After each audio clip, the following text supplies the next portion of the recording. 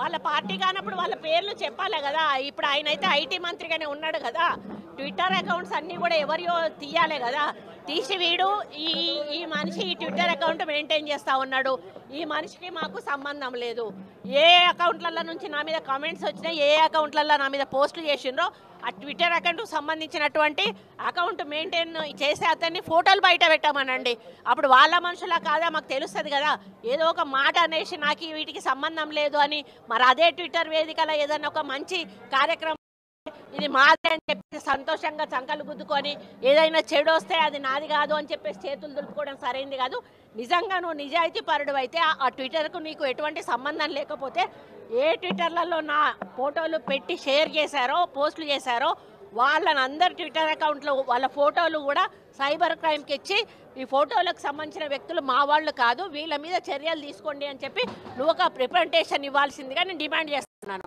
అప్పుడు మేము చెప్తాము. కానీ నువ్వు ఇప్పటికే దుబాయ్ పంపించావు, ఇద్దరు మనుషులను పంపించావు. దుబాయ్ నుంచి 3 యాక్సెస్ అయితే ఉన్నాయి. ఇప్పుడు ఇంకో ఇద్దరిని కూడా దుబాయ్ పంపించి అరే బాబు మీరు ఇక్కడ ఉండి యాక్సెస్ చేస్తాం మనం దొరికిపోతాంరా, మీరు పోయి దుబాయ్ నుంచి యాక్సెస్ చేయరా అని చెప్పి ఇద్దరిని దుబాయ్ పంపించావు.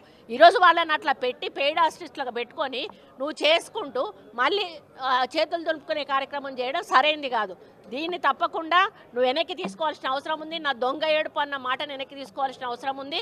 ఈరోజు మా వాళ్ళు కాదు అని చెప్పిన మాటను కూడా నువ్వు నిరూపించాల్సిన అవసరం ఉంది. వాళ్ళని బయటికి తీసుకొచ్చి వాళ్ళని మనుషులు మా వాళ్ళు కాదు అని నిరూపించాల్సిన బాధ్యత నీ మీద ఉంది. లేకపోతే ఖచ్చితంగా అది మీ ద్వారానే జరిగిందని మేము నమ్మాల్సి వస్తుంది. ఏడుపులు పెడబుబ్బులు కాదు. గతంలో రేవంత్ రెడ్డి కేసీఆర్ మీద మాట్లాడినప్పుడు ఏం చేసింది, వినాయల్తో రేవంత్ రెడ్డి అసలు బూతులు నేర్పిందే కేసీఆర్, బూతులు మాట్లాడిందే కేసీఆర్. అంతకుముందు బూతుల సంస్కృతి అనేది రాజకీయాలలో లేనే లేదు. నేను 35 సంవత్సరాల నుంచి రాజకీయాల్లో ఉంటున్నా.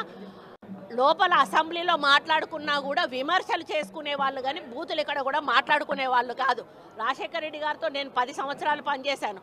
అదే 9 ఏళ్ళు చంద్రబాబు నాయుడు హయాంలో నేను ఎమ్మెల్యేగా పనిచేశాను. ఏమయ్యా రాజశేఖర్ అని ఆయన మాట్లాడేవాడు, ఏమయ్యా చంద్రబాబు అని ఈయన మాట్లాడేవాడు. కానీ ఎక్కడా కూడా అసభ్య పదజాలాన్ని వాడినటువంటి సందర్భాలు లేవు.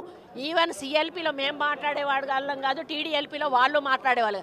కానీ ఈయన రెచ్చగొట్టే పద్ధతిలో తెలంగాణ ఉద్యమం మాట్లాడాడు అంటే అది ఓకే, అది ఉద్యమం కోసం మాట్లాడాడు. తెలంగాణ వచ్చిన తర్వాత కాంగ్రెస్ వాళ్ళని టార్గెట్ చేస్తూ ఆయన ఎన్ని బూతులు మాట్లాడాడో రికార్డులలో ఉన్నాయి, మీ అందరికీ కూడా తెలుసు. ఆ సంస్కృతిని వాళ్ళు ప్రవేశపెట్టి దాన్ని ఖండం చేయాల్సిన అవసరం వస్తుంది. ఎదుటోడు బూతు మాట్లాడినప్పుడు మేము బూతుతోటే ఖండం చేయాల్సి, అది బూత చూపించి మేమే మాట్లాడుతున్నాము వాళ్ళే మాట్లాడుతున్నారు మేము మాట్లాడతాం లేదని చెప్పడం అనేది సమంజసం. సినిమా జీవితాలతో కూడా కేటీఆర్ ఆడుకున్నారని చెప్పేసి మీరు కొంతమంది డైవర్సులు కూడా తీసుకున్నారని. డైవర్సులు ఒకరిది అయిందండి. నాగ చైతన్య డైవర్స్ 100% కేటీఆర్ చేయబట్టే అయింది. ఎందుకంటే కన్వెన్షన్ హాల్ని కూలగొట్టద్దు అని అంటే సమంతను నా దగ్గరికి పంపాలి అని చెప్పి ఆయన డిమాండ్ చేశాడు. సమంత గారిని వెళ్ళమని చెప్పి నాగార్జున వాళ్ళు ఫోర్స్ చేశారు. సమంత నేను వెళ్ళను అనింది. వెళ్ళను అంటే వాళ్ళు చెప్తే వింటే విను లేకపోతే వెళ్ళిపోండి డైవర్స్ ఇచ్చారు. అది ఓపెన్ సీక్రెట్, అది అందరికీ కూడా ఇంటర్నల్గా మీడియా వాళ్ళకి ఇండస్ట్రీ వాళ్ళందరికీ కూడా తెలుసు. ఈరోజు సమంత జీవితం అన్యాయం కావడానికి 100% కేటీఆరే కారణం. అదేవిధంగా 2-3 హీరోయిన్లు పెళ్ళిళ్ళు కూడా చేసేసుకున్నారు. ఎందుకు అన్నట్టు ఈ డ్రగ్స్ కేసు రాగానే ఈరోజు మీకు తెలుసు రకుల్ ప్రీత్ సింగ్ ఆల్రెడీ బయట ఆమె పెళ్లి చేసేసుకుందా. ఇంకొకరిద్దరు హీరోయిన్స్ కూడా గబగబా పెళ్ళిళ్ళు చేసేసుకున్నారు. ఈ తలకాయ నొప్పి మాకేంద్రకా బాబు, మేము ఇందులో ఇరుక్కుంటాము. ఆ రోజు ఆయన అధికారం ఉండి ఈ విధంగా వాళ్ళ ఫోన్లు ట్యాప్ చేసి వాళ్ళు ఎవరితోటన్నా సీక్రెట్గా మాట్లాడుకున్న వాటిని రికార్డ్స్ని తీసుకొని ఆ రికార్డ్స్ను వాళ్ళకి వినిపించి బెదిరించి ఇగో ఈ రికార్డు మీద ఉంది నా దగ్గర, మీరు కానీ రాకపోతే ఈ రికార్డు నేను బయట పెడతా అనే పద్ధతిలో చాలామంది హీరోయిన్లను లొంగపరుచుకున్నాడు. వాళ్ళందరినీ డ్రగ్స్కి అలవాటు చేశాడు. ఈయన కూడా డ్రగ్స్ వాడాడు.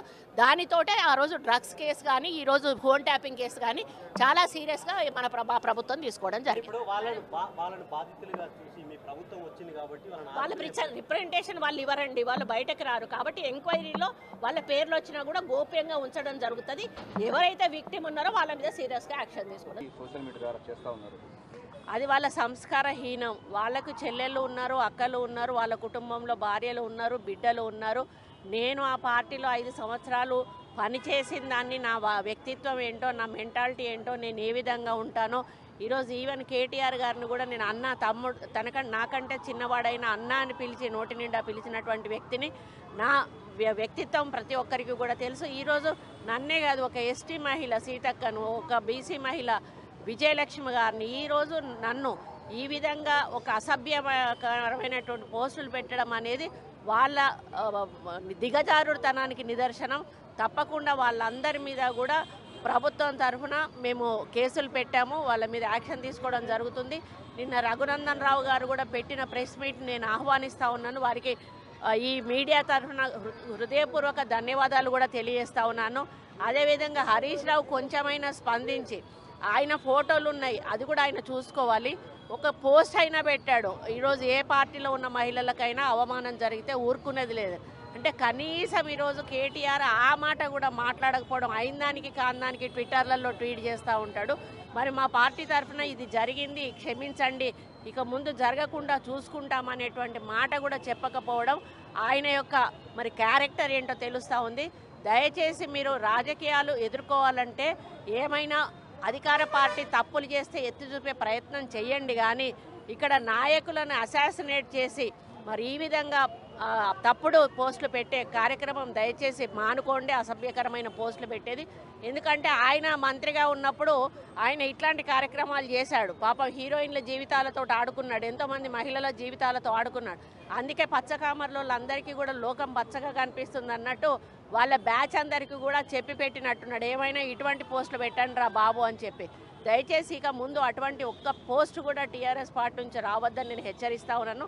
వస్తే మాత్రం పరిణామాలు చాలా తీవ్రంగా ఉంటాయని కూడా తెలియజేస్తాను. తప్పకుండా చెప్పాలండి. ఈరోజు ఒక బాధ్యతాయుతమైనటువంటి మంత్రి ఆయన ఒక ఐటీ శాఖకు చేసిండు. ఆయన గతంలో మరి ఇప్పుడు మొన్న అసెంబ్లీలో సబితక్క గారిని మంత్రి గారు, ముఖ్యమంత్రి గారు అక్కలను నమ్ముకుంటే అన్నట్టు మాటన పెద్ద ఆర్భాటం చేసి దాన్ని అట్టహాసం చేసి అసెంబ్లీలో పెద్ద ఇష్యూ చేసి మాట్లాడిన వ్యక్తులు ఈరోజు ఒక బీసీ మహిళా మంత్రి నా మీద ఇటువంటి వచ్చినప్పుడు మరి ఆయన్ని వాళ్ళు ఎందుకు మాట్లాడతలేరు? టీఆర్ఎస్ నాయకులు ఎందుకు మాట్లాడతలేరు? కేటీఆర్ ఎందుకు మాట్లాడతలేడు? అది చాలా తప్పండి. ఇప్పుడు రాజకీయం వేరు, ఇవి వేరు. ఈరోజు వ్యక్తిగత క్యారెక్టర్ అసాసినేషన్ చేసేటువంటి కార్యక్రమం చేసినప్పుడు అందరూ కూడా స్పందించాలి. ముఖ్యంగా వాళ్ళ పార్టీ నుంచి, వాళ్ళ మీడియా పాయింట్ నుంచి ఈరోజు అవి జరిగింది అని ప్రత్యక్షంగా చూపిస్తున్నప్పుడు ఎవరో తెలియకుండా మా పేర్లు వాడుకొని, మా పార్టీ పేరు వాడుకొని చేస్తున్నారు. వాళ్ళ తరఫున మేము క్షమాపణ చెప్తా ఉన్నాం. వాళ్ళు ఎవరైనా కూడా మీరు యాక్షన్ తీసుకోండి, మాకు సంబంధం లేదు అనేటువంటి ఒక మాటగానే ఆయన చెప్పుంటే ఆయనకు ఒక గౌరవం ఉండేది. ఈరోజు ఆయన మాట్లాడకపోవడం అనేది ఆయన సపోర్ట్ ఉంది, ఆయన సపోర్ట్ ద్వారానే ఇది నడుస్తుంది అనేది తేటతెల్లం అవుతా ఉంది. కాబట్టి దిగజారుడు రాజకీయం దయచేసి మానుకొని ప్రజల సమస్యల మీద పోరాటం చేయండి, ప్రభుత్వానికి సూచనలు చేయండి. ఏవైనా ఉంటే మేము నిర్మాణాత్మకంగా ఈ ప్రభుత్వం ముందుకెళ్తుందని చెప్పి తెలియజేస్తాం. మరిన్ని వీడియోస్ కోసం ఛానల్ ని సబ్స్క్రైబ్ చేయండి, లేటెస్ట్ అప్డేట్స్ కోసం వాట్సాప్ ఛానల్ ని ఫాలో చేయండి అండ్ లింక్ డిస్క్రిప్షన్ లో ఉంది.